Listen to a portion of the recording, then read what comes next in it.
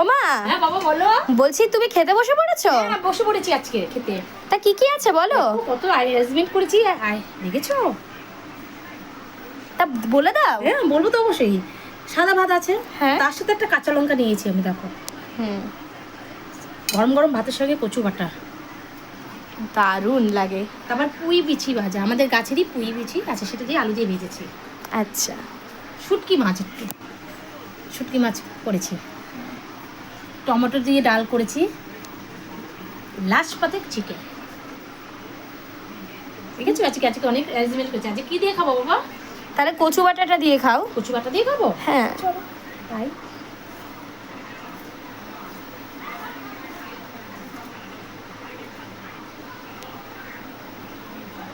তা কেমন লাগলো বলো। হেভি হচ্ছে শোনা, প্রচন্ড হেভি হেভি।